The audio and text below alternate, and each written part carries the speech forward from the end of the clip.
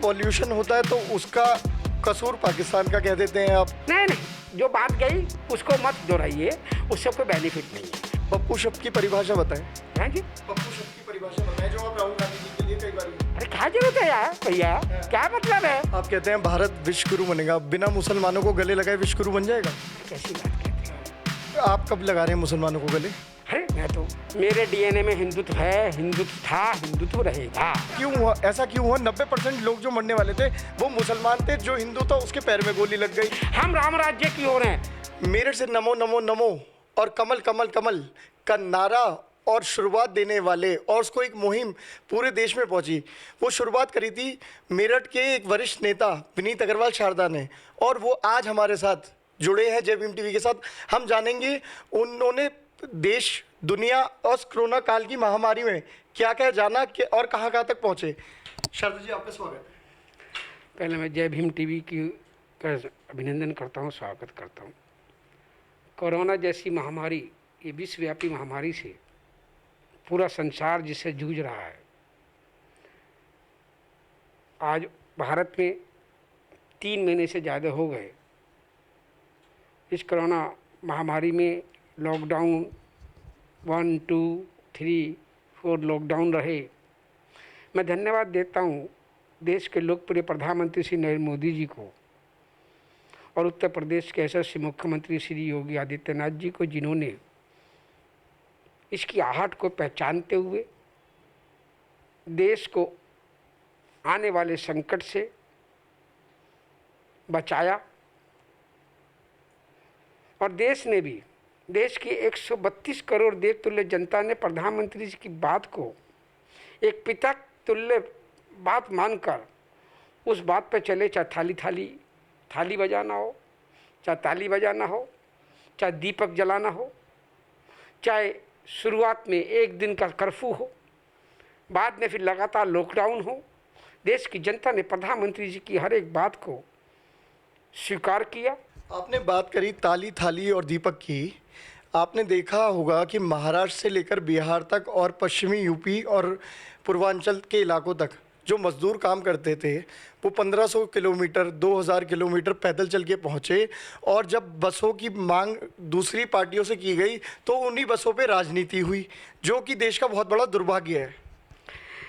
मैं इस पर जाना नहीं चाहता, परंतु कांग्रेस आई और कांग्रेस के नेता और कांग्रेस के राजकुमार और राजकुमारी पूरी तरीके से हर चीज़ को राजनीति के दायरे में उन्होंने तोला। वही बसें राजस्थान में अपने पीड़ितों को नहीं ले जा रही थी। वही बसें आपने उन डब्बा बसों को, और आपने कहा हम इतनी 1000 बस भेज रहे हैं, और भेजने के बाद भी जब लिस्ट दी तो उसमें बस नहीं थी, तो उसमें छोटी छोटी गाड़ियों की लिस्ट थी, उसमें ट्रकों की लिस्ट थी, उसमें जो बस थी पूरी तरीके से खराब थी। तो ये एक तरीका ड्रामा था। राजनीति, हर चीज़ को राजनीति के चश्मे से नहीं देखना चाहिए। ड्रामा तो कांग्रेस, क्योंकि हमेशा हर चीज़ को राजनीति के चश्मे से देखती आई है। कांग्रेस पूरी तरह खत्म हो चुकी है। शायद आपने वो चैनल और वो अखबार देखने बंद कर दिए जो ये दिखाते थे 1500 किलोमीटर, 2000 किलोमीटर हमारा मजदूर और आम आदमी पैदल चल के अपने घर तक पहुंचा। वो और आपने बसों की हालत मौके पे जाके देखी थी। आपने कहा डिब्बा बसें पहुंचाई, कि आपने मौके पे देखा था कि वो डिब्बा बसें थी या नहीं? लगता है आप भी कांग्रेस के आईने से बात कर रहे हैं। मुझे लगता है आप एक निष्पक्ष पत्रकारिता की बात नहीं कर रहे हैं। नहीं, मैं जनहित, मैं बात कर रहा हूँ जनहित की। मैं आ रहा हूँ। मुझे लगता है कांग्रेस के चश्मे से बात करें, परंतु मैं आपको प्रणाम करता हूँ। एक अच्छे पत्रकार को, अच्छे जर्नलिस्ट को, वरिष्ठ जर्नलिस्ट हैं आप, आपने जो बात रखी है वो अच्छी है। अच्छा, भारत में पॉल्यूशन होता है तो उसका कसूर पाकिस्तान का कह देते हैं आप। नहीं नहीं, जो बात गई उसको मत दोहराइए, उससे कोई बेनिफिट नहीं है। पाकिस्तान क्या देश पूरा संसार जान रहा है, चाइना क्या पूरा संसार जान गया है। वो पीवी नरसिंह राव जी को आज किसने याद किया, आज किसने पूजा? वो थे, वो हैं हमारे देश के प्रधानमंत्री नरेंद्र मोदी जी। कांग्रेस कभी पीवी नरसिंह राव की जयंती बनाती नहीं है। आज किसने याद किया? आज किया, तेलंगाना के मुख्यमंत्री ने पूरी तरीके से जयंती बना रहे हैं, तो क्योंकि गैर कांग्रेसी की सरकार है उनको मान रही है, और कांग्रेस आज भी उनको नमन नहीं करती। शारदा जी, कांग्रेस का दोष नहीं है, शारदा जी, कांग्रेस की सोच का दोष है। शारदा जी, प्रधानमंत्री जी मन की बात करते हैं, लोगों की दिल की बात कब सुनेंगे? प्रधानमंत्री ही हैं जो दिल की बात करते हैं। प्रधानमंत्री दिल की बात, तो अरे देखते ना जब लोग आज देखिए ना 20 लाख और 1500 आज अगर प्रियंका गांधी पहुंचाती है तो उसमें आपत्ति लगा देते हैं। आपत्ति नहीं लगा, फिर भी आपको प्रियंका गांधी जी नेता बनने की कोशिश कर रही हैं, बनना चाहिए, नेतृत्व करें, परंतु हर चीज़ को राजनीतिक चश्मे से ना देखें।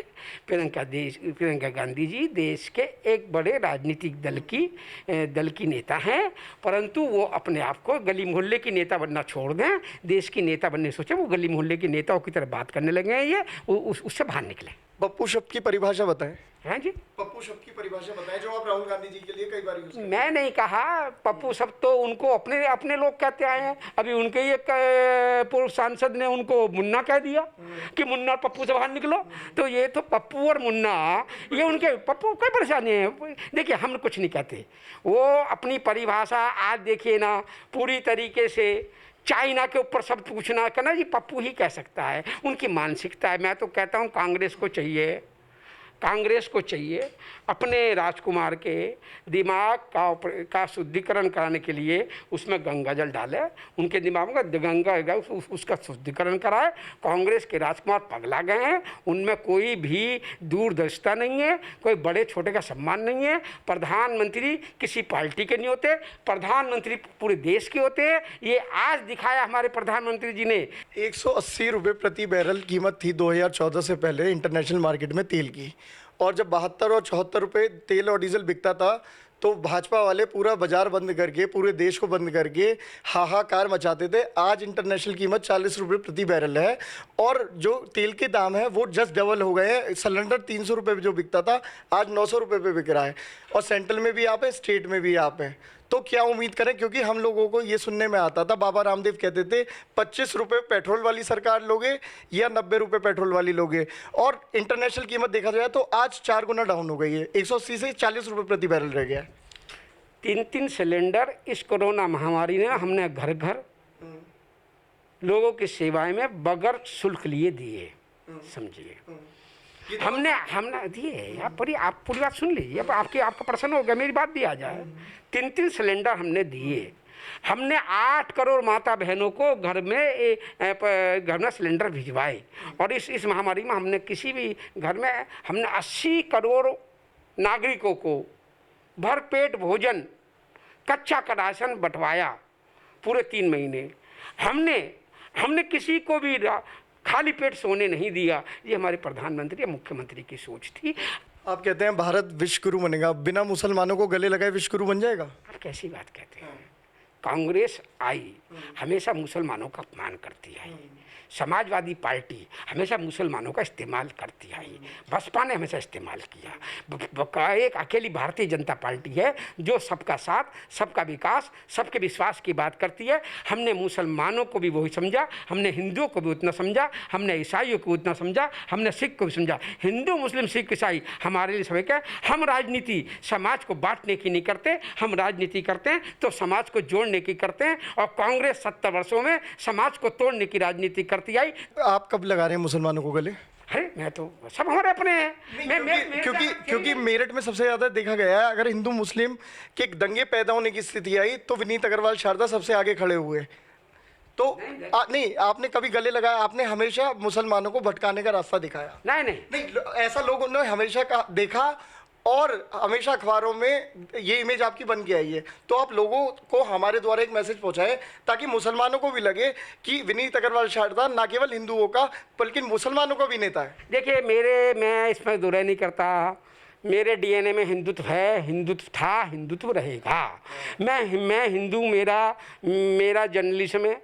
हिंदुत्व कोई एक कास्ट नहीं है, हिंदुत्व एक सोच है, हिंदुत्व एक विचार है, हिंदुत्व एक धारा है। मेरा देश 33 कोटि देवी देवताओं का देश है। मैं हिंदुत्व के लिए जीता हूँ, हिंदुत्व के लिए मर जाऊँगा। मेरे शरीर में हिंदुत्व में मेरी विचारधारा है, पर उसके साथ साथ मेरे लिए मुसलमान गैर नहीं है। मेरे लिए मुसलमान किसी प्रकार से भी, अगर मुसलमान मेरे लिए हाथ बढ़ाता है तो मैं भी उसको नमस्कार करूँगा। मुसलमान आपसे जुड़े हुए हैं आज तक? अरे भाई सारा संसार जुड़ा हुआ है हमारे साथ। तो हमारी पार्टी कभी भी हिंदू मुस्लिम में भेद रखती ही नहीं, हम हिंदू मुस्लिम में भेद रखते ही नहीं, हम सबको साथ लेकर चलते हैं। का कहना ये है कि अगर आपका बस चलता तो आप ये भी देखते सड़कें वहां बनवाई जाती जहां हिंदू रहते और जहां मुसलमान तो होते वहां सड़कें और तारे भी न बिछाई जाती। मतलब आपका कहना ये है? आप बात को घुमाने की कोशिश कर रहे हैं। मेरा कहने जो का आप कह रहे हैं, मेरा कहने का मकसद ये है कि भारतीय जनता पार्टी एक अकेली पार्टी है जो हिंदू मुस्लिम सब में एकता की भावना रखती है। अगर वो हमें गले लगाएंगे तो हम भी, अगर वो भारत में वंदे मातरम कहेंगे, वो भारत में जय श्री राम कहेंगे, वो भारत में वंदे मातरम का गुणगान करेंगे, वो भारत माता का सम्मान करेंगे तो हम भी उनको गले लगाएंगे। नहीं, अगर नहीं कहते तो उन्हें जान से मार दिया जाएगा। अरे क्या जरूरत है यार भैया, क्या मतलब है? वो इंसान नहीं है क्या? क्यों ऐसी बात करते हैं? क्या मुझसे क्या आप समझ रहे हैं कि जब 70 वर्ष पहले अंग्रेजों से लड़ाई में क्या मुसलमानों का उसमें योगदान नहीं था? ऐसा लगता है ना कोई चीज जोर जबरदस्ती करके डाली जा रही है किसी एक समुदाय पे। अच्छा, ऐसा भी देखा गया यूपी में लगातार 2017 के बाद एनकाउंटर हुए और 90% लोग वो थे जो मुस्लिम थे, उनको तो सीधे मौत के घाट उतार दिया गया और जो हिंदू था उसके पैर पे गोली लगी। मुझे लगता है जी, आप कैसे विचार कर रहे हैं मुझे समझ में नहीं आया। अरे भैया, अपराधी की कोई जात नहीं होती, अपराधी की कोई कास्ट नहीं होती, आतंकवादी की कोई कास्ट नहीं होती। जो अपराधी होता है वो उस अपराधी को, वही मैंने कहा ऐसा क्यों हुआ 90% लोग जो मरने वाले थे वो मुसलमान थे, जो हिंदू था उसके पैर में गोली लग गई। ऐसा क्यों हुआ 90%? 2017 के बाद मेरे पास डाटा है पूरा। नितिन जी, जो डाकू होगा, जो टकैत होगा, जो बदमाश होगा, जो आतंकवादी होगा, हाँ, पुलिस उसको ये नहीं देखती वो हिंदू है, मुसलमान है, सिख है, ईसाई है। जो अगर वो बदमाश है तो बदमाश रहेगा। हमारे उत्तर प्रदेश की सरकार ने मुहिम चलाई तो उत्तर प्रदेश में हमने अपराधी या तो जेल में गए या यमराज के पहुंचे या अपराधी उत्तर प्रदेश छोड़ के जाना पड़ा। हमने अपराधियों में ये नहीं हमने अपराधियों में ये देखा मुसलमान है हिंदू में ना देख सकते। हम राम राज्य की हो रहे हैं, राम राज्य में हिंदू मुस्लिम सिख ईसाई सब बराबर होते हैं। आप सीधा जवाब दीजिए, ऐसा क्यों था कि 90% लोग मुसलमान थे? मैं इन बातों में जाना नहीं चाहता। ठीक है, अब धर्म परिवर्तन का मामला होता है तो सबसे आगे मेरठ से अगर कोई खड़ा होता है विनीत अग्रवाल शाह होता है। आप ये बताइए, मुसलमानों के साथ कितने मामलों में आप थाने गए या उनके साथ खड़े हुए? मैं देखिए इन बातों में नहीं जाना चाहिए। मैंने क्या मैं किसी अपराधी के साथ न था, ना हूँ, ना रहूँगा। तो मोदी को देश मैं हमेशा साफ सुथरी, मेरी राजनीति को 27 वर्ष हो गए। मेरे कपड़ों पे कोई छींटा जरा सा दिखा नहीं सकता। मैं व्यापार से राजनीति करता हूँ, राजनीति से व्यापार नहीं करता। मेरा एक ही ध्येय, राष्ट्र मेरा धर्म है, तो पार्टी मेरी माँ है, तो व्यापारी मेरी आत्मा है। मैं अपनी आत्मा के साथ था, हूँ और रहूँगा। मैं अपनी आत्मा को कभी कुचलने नहीं दूंगा। राष्ट्र को मैं धर्म मानता हूँ तो पार्टी को अपनी माँ मानता हूँ और व्यापारी को अपनी आत्मा मानता हूँ। कोरोना काल में व्यापारियों पे मार पड़ी, अब दोहरी मार पेट्रोल डीजल के लगातार दाम बढ़ते जा रहे हैं उस पर पड़ी है। व्यापारियों के लिए ऐसी कौन सी बात आपने योगी जी तक पहुंचाई जिसे सुनकर व्यापारियों को खुशी की लहर हो, क्योंकि आप व्यापारियों का पूरे उत्तर प्रदेश का संयोजक है? देखिए, व्यापारियों की जब बातें आई, मैंने केंद्र की सरकार की समस्याओं तो मैंने जब पहुंचाई, प्रदेश की समस्याओं मैंने प्रदेश के नेतृत्व को पहुंचाई, व्यापारियों को राहत दिलाई। हमने व्यापारियों को आजीवन, व्यापारियों की मांग रहती थी कि व्यापारियों को पेंशन मिलनी चाहिए, तो हमने व्यापारियों को पेंशन योजना चालू कराई। आज 6,000 रुपये पर व्यापारियों को पेंशन योजना मिल रही है। हमने व्यापारियों की डिमांड रहती थी व्यापारी कल्याण बोर्ड का गठन कराई है, तो हमने उत्तर प्रदेश में और देश में व्यापारी कल्याण बोर्ड का गठन करवाया। हमारी मांग थी, उसको सरकार ने पूरी की। हमने व्यापारियों के हित में जो भी काम थे करे। अभी व्यापारियों ने जब भी जो बातें बताई हमने उसको पूरी की। आप मेरठ से हैं, मेरठ में जब बसपा का शासनकाल रहा, समाजवादी का रहा, तो आपने हर बार विरोध करा कमेलों को लेकर, कार कमेलों को लेकर। अब योगी जी की सरकार है, सेंट्रल में मोदी जी की सरकार है और कमेला आज भी चल रहा है। अभी सुबह हम लोग सारी फुटेज लेके आए हैं, वो खबर भी हम चलाएंगे। तो मैं आपके द्वारा ये जानना चाहूँगा, वो कार कमेला कब बंद होगा और जो मेरठ में कमेले अवैध रूप से चल रहे हैं वो कब बंद होगी? क्योंकि जब बसपा और सपा का शासनकाल था तो आप लगातार विरोध करते थे और आज आप चुप हैं। नहीं, कमेले का विरोध हमने किया तो कमेले को हटवा दिया। आज मेरठ में क्या पूरे पश्चिम उत्तर प्रदेश में एक अवैध कमेला नहीं है। आज को गौ माता को कोई काट नहीं सकता। हमने कानून बनवा दिया उत्तर प्रदेश में, जो गौ माता को करेगा वो उसको कड़ी सजा मिलेगी। ये हमने कानून बनवाया और कमेलों के विरोध थे, हैं और रहेंगे। और मोदी जी ने सरकार बनते ही सबसे पहला कानून यही बनाया। आज एक भी आपको कमेला नजर नहीं आएगा। सर मैं आपकी जानकारी में लाना चाहता हूं, आज हमारी टीम ग्राउंड लेवल पे काम कर रही थी और हमने सुचारू रूप से सारी चीज़ें कैच करी हैं अपने कैमरे में, जो कि हम आपको दिखाएंगे। और मैं ये जानना चाहता हूं, दर्शक भी ये जानना चाहेंगे, ये कार का कमेला कब बंद होगा? देखिए, कोई भी अवैध काम उत्तर प्रदेश में नहीं होना चाहिए। इसके लिए हमारी सरकार, हमारी पार्टी संकल्पित है। अच्छा, मोदी को आपने भगवान बता दिया।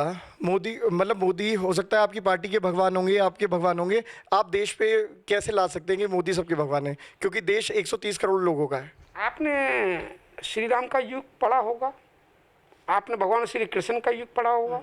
और मैं मानता हूँ कि भगवान के अवतार के रूप में अगर किसी ने कलयुग में जन्म लिया है तो मेरा व्यक्तिगत ये मानना है वो नरेंद्र मोदी जी हैं। लक्ष्मण के रूप में जन्म लिया है तो योगी हैं। और 130 करोड़ देवतुल्य जनता ये हनुमानी कवच के अंदर जी रही है, ये हनुमान है। मोदी जी को आपने महापुरुष बता दिया। मोदी जी जशोदा बहन को छोड़ के और अपनी माता को छोड़ के अकेले रहते हैं। आपको मेरे ख्याल से आपको एक बार ये सुनिए मेरी बात को, मैं आपको बताऊँ। आपको मैं एक निवेदन करूँगा, राजनीति में इतनी हल्की पत्रकारिता नहीं होनी चाहिए कि व्यक्तिगत लाछन लगाए जाए। नमस्ते, सुनिए मेरे, ये मेरा फिर आप पप्पू कैसे कह सकते हैं? आप एक महिला का अपमान कह सकते हैं? आप प्रियंका गांधी जी को? हाँ, सुनाइए। देश के राष्ट्रपति, देश के प्रधानमंत्री, देश के राज्यपाल और प्रदेश के मुख्यमंत्री, ये संवैधानिक पद होते हैं। इन पे बोलने से पहले, इन पे कहने से पहले सोचना विचारना चाहिए। सुन लीजिए मेरी बात, समझ लीजिए। ये चार दायित्व ऐसे हैं देश में। मैं नहीं, ये लोकतंत्र है। हमारा देश संविधान पर चलने वाला देश है। हम संविधान को मान्यता देते हैं। आपने ये कहा, ठीक है, क्योंकि हम उन पत्रकारों में से नहीं है जो आम और गुठली की बात करें मोदी जी के पास बैठ के। दूसरी बात, आपने बिल्कुल ठीक कहा, वो देश के गर्व हैं, देश के प्रधानमंत्री और हमारे भी प्रधानमंत्री है। पर बात ये है, देश के प्रधानमंत्री को भी मंदिर, मस्जिद और बिजली, पानी और राम लक्ष्मण की बात नहीं करनी चाहिए। वो कब करते हैं? नहीं, कब नहीं करी? चुनाव प्रचार में उन्होंने बिजली नहीं, चुनाव फिर आप चुनाव एक पार्टी का लीडर होता है। आप समझिए, चुनाव जब हो जाता है, चुनाव कब गुल जाता है, फिर वो पार्टी के लीडर हो जाते हैं। ध्यान रखिए, कभी भी है, शुरू से लेकर इतिहास पढ़ लीजिए। इतिहास है ये। चुनाव के टाइम में जब ये तो जैसे एक युद्ध होता है, उसमें जीत और हार की बात होती है। चुनाव को और आम दिनों को अलग करके बात देखिए। और प्रधानमंत्री चुनाव में मर्यादा रखते हैं। प्रधानमंत्री जी वो व्यक्ति हैं जिन्होंने चुनाव में भी मान मर्यादा का उल्लंघन नहीं करते। कांग्रेस में सिर्फ एक घराने का व्यक्ति प्रधानमंत्री बन सकता है, एक व्यक्ति राष्ट्रीय अध्यक्ष बन सकता है, और दूसरा अगर बन भी गया तो उसकी जयंती पे कांग्रेस दो आंसू बहाने को तैयार नहीं, उनको 2 पुष्पांजलि देने को तैयार नहीं। ये कांग्रेस का डीएनए है और ये हमारी भाजपा का डीएनए है। ये फर्क है। आपके डीएनए की बात कही, अब मैं डीएनए पे आता हूँ। भाई, सोनिया गांधी और प्रियंका गांधी भी महिलाएं, वो इटली से आकर भारतीय संस्कृति अपनाती हैं और आज भी वो भारत में हैं। उनको लेकर आपकी पार्टी के लोग और आप भी लालचन लगाते हैं, प्रधानमंत्री जी भी लगाते हैं। और हमारे देश का एक बेटा ऐसा है जो गुजरात में अपनी माँ को अकेला छोड़कर, अपनी बीवी को छोड़कर अकेला दिल्ली में रह रहा है। तो आप देखिए, एक महिला तो विदेश से आके यहाँ भारतीय संस्कृति को अपनाती है, अपने बच्चों को भी आज तक रखती है, उसका पति मर जाता है, उसकी सास मर जाती है, और एक बेटा ऐसा है गुजरात से आया जो गुजरात में अपनी बीवी को छोड़ बैठा और अपनी माँ को छोड़ बैठा। मैंने कहा ना, ये भारत है जिसमें पत्रकारिता हो। मैं सम्मान करता हूँ लेखनी को, जो प्रधानमंत्री को आपने खुद ही अपनी बात का जवाब दे दिया। एक प्रधानमंत्री जो देश के लिए सबको निछावर कर दिया। देश के लिए उन्होंने उनके 5 भाइयों में से देख लीजिए, एक भाई भी आपको नहीं मिलेगा जो करोड़पति अरबपति बन गया होगा। एक भाई जो आम जिंदगी जी रहे हैं, उन्होंने वो उदाहरण पेश कर दिया। उन्होंने उदाहरण पर किया। उनकी माँ आज हमारी माँ ने, प्रधानमंत्री माता श्री, हमारे देश की माता मानता हूँ मैं तो उनको। आज की तो दुआ देती हैं, तो वो अपने बेटे का जब राज्याभिषेक होता है तो वो अपने टीवी पर घर पर देखती हैं। ये बिल्ला ही पैदा होते हैं। मैंने कहा ना, ये दुर्भाग्य है हमारे देश का, जो बड़े पत्रकार चैनल और पत्रकार हैं वो गुठली आम और बटुए की बात करते हैं और आम राय और आम मुद्दों पे नहीं आते। ये बिल्कुल सही कहा शारदा जी ने कि पूछते ही नहीं, इन सवालों को पूछना चाहिए। वो आम मुद्दे पे नहीं आते, वो मोदी जी के पास जाते हैं, आम की गुठली, बटुआ और दिनचर्या की बात करते हैं, जो कि मतलब हमारे देश का दुर्भाग्य कहेंगे उसे हम। अच्छा, आखिर में शारदा जी मैं आपसे जानना चाहूँगा, मुसलमानों को आप कब गले लगा रहे हैं? अरे फिर वही बात आ गई, हम अलग थे ही नहीं। हिंदुस्तान की आज़ाद हुए कितने वर्ष हो गए? आज 47 में हिंदुस्तान आज़ाद हुआ। आज सन 2020 है, 70 वर्ष से 73 वर्ष हो गए।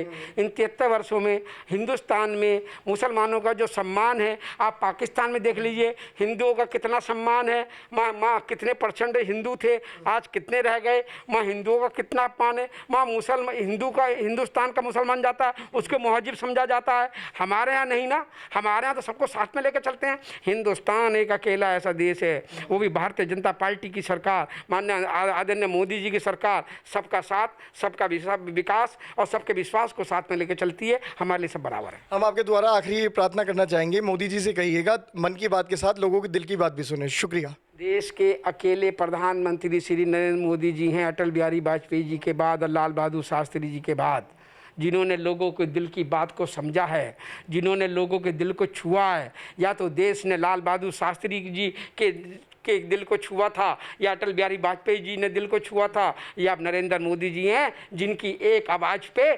पूरा भारत बंद हो जाता है। एक आवाज़ पे भारत ताली बजा देता है, एक आवाज़ पे पूरा भारत थाली बजा देता है, एक आवाज़ पे पूरा भारत दीपक जला देता है, एक आवाज़ पे पूरे भारत में कर्फ्यू लग जाता है। तो सिर्फ नरेंद्र मोदी हैं या लाल बहादुर शास्त्री जी थे जिन्होंने बयान दिया था कि एक वक्त का अन्न छोड़ दो, तो लोगों ने एक वक्त का अन्न छोड़ दिया था। या जब अटल बिहारी वाजपेयी जी थे जो हमेशा सबको गले लगाते थे। ये तीन त्रिमूर्तियाँ मेरे देश में ऐसी हुई हैं, लाल बहादुर शास्त्री जी और आपका अटल बिहारी वाजपेयी जी, और श्री वर्तमान में देव पुरुष के रूप में प्रधानमंत्री श्री नरेंद्र मोदी जी, जो लोगों के मन की बात के साथ साथ देश की 132 करोड़ देवतुल्य जनता की दिल की बात को समझते हैं, दिल की बात का सम्मान करते हैं, दिल की बात को अपने दिल से लगा के उसका हल करते हैं। मैं इस बात पे देश के प्रधानमंत्री जी को प्रणाम और सलाम करता हूँ। तो ये थे हमारे साथ मेरठ से विनीत अग्रवाल शारदा जी, जिन्होंने बड़ी बेबाकी से अपनी बात रखी और हमारे हर सवाल का पर्याप्त रूप से जवाब दिया। और आगे भी आप देखते रहिए जय भीम टीवी। फिलहाल मेरे को दीजिए इजाज़त। नितिन गुप्ता, जय भीम टीवी, मेरठ।